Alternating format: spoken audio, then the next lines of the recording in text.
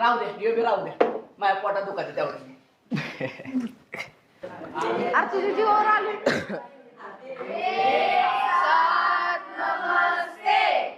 बसा.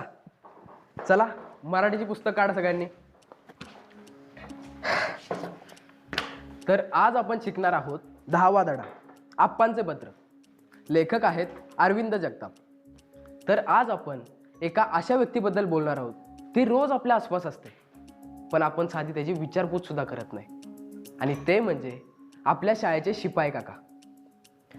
तर ते आज शिक्षक दिनानिमित्त मुलांसोबत काय संवाद साधतायत तेच आपण आज या पत्रात पाहणार आहोत.